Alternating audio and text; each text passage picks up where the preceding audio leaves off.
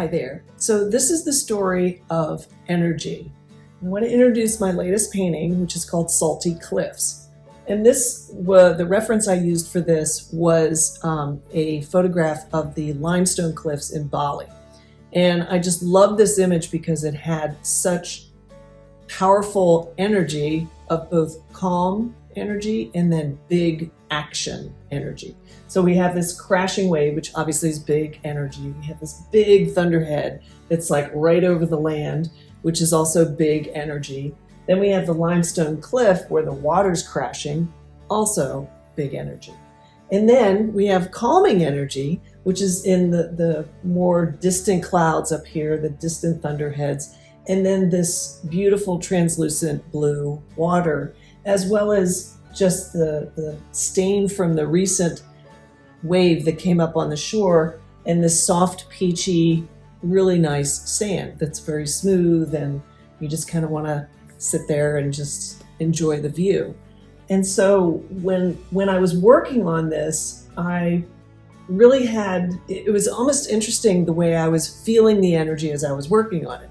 So I'd have, depending on where I was working in the piece, I would have this, this is just serene, it's making me feel really calm and, just kind of like in a really chill vibe. And then there were parts where I was like, and I could even notice how I was painting. It was like, I'm feeling more energy, so I was painting faster, more loose strokes, and just kind of like letting it happen. So it was a lot of fun working on this. It took me a lot longer than most paintings this size do for oils on canvas, but I really enjoyed working on this. And the reason why I'm focusing on the story of energy is when you think about, for example, if you're working from home, whether you're, again, a remote worker for a corporation, or whether you have your own business, or whether you're just doing a side hustle out of your home office. I love helping people have that environment set up in a way that's conducive to creative flow. And so that's what my artwork's all about. That's what my messaging is all about. And when we think about creative flow, obviously we're going to feel more inspired. We're going to feel more excited about moving forward on a project, or whether it's something that we're crafting or something that we're providing a service for.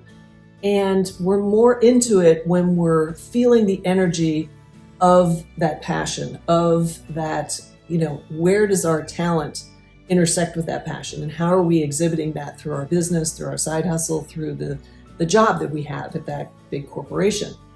And when we're looking at creative flow and what triggers, what inspires it, for example, like if I have a bad night's sleep, obviously I wake up, I'm fatigued. I don't really have, my body is not ready to receive energy that's going to energize it. I mean, unless it's a big old cup of coffee, right, with a lot of caffeine that gets me going. But you're kind of tapped already, kind of coming into the day. And so when I have a bad night's sleep, it's really helpful for me to have the insight to know that, I didn't sleep well, I'm a little tired.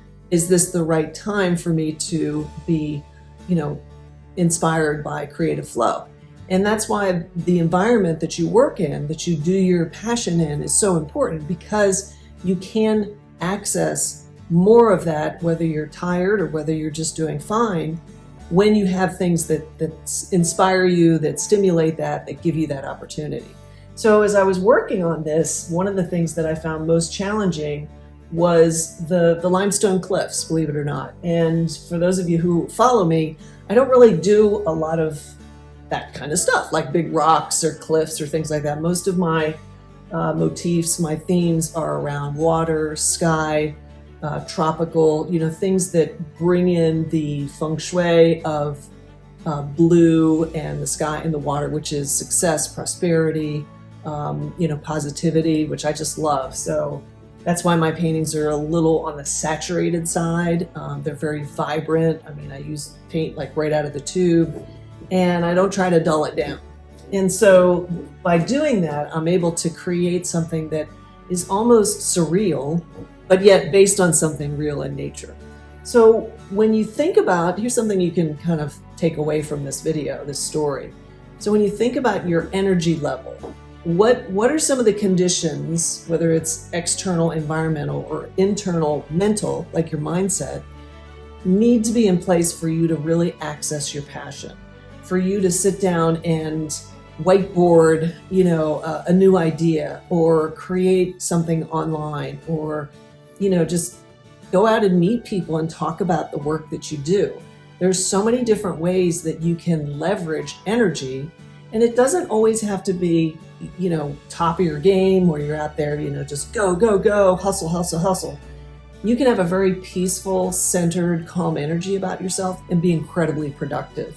So I invite you to explore for yourself, how are you leveraging your style of energy, of what stimulates the best work around your passion that can come out?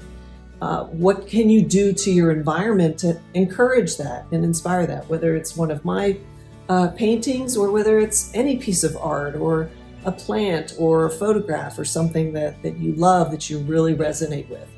And I think that when you really start distinguishing how you manage energy and how you, leverage that power that comes into you to bring out your best work, like when you have something that you finished that you're really proud of, where were the times where you made the most progress or you had the best outcome?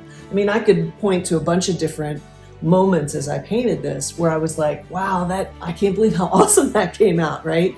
And yet there were other areas where I wasn't happy with it, and I just kept working it until I got to the place where I was like, that's it. And so energy ties into that. So find out how you can leverage your energy so you can create the best environment and the best mindset so you can bring your best work and enjoy your passion to its fullest. Thanks for watching. And so these two, this is Marvin. I think this is the first time I've actually had Marvin on video, and you guys probably already know Tiger. Yes, I know. I'm trying to talk here. So one of the things I love about these two Cavapoos is there'll be 5 in the fall, and they have inordinate amounts of energy, and they get so excited and they always want to play and have fun. Although I just picked them up and they were both kind of taking a little nap over here. So look, there's a yawn. So they're not like their typical like, hey, they're like, can I go back to sleep, please? Why are you putting me on camera? But anyway, oh yes, these are my energy boosters, and they get me and my energy flowing when I'm kind of like, because they're so much fun, right? Oh, there's Marvin. Anyway, thanks for watching. Okay.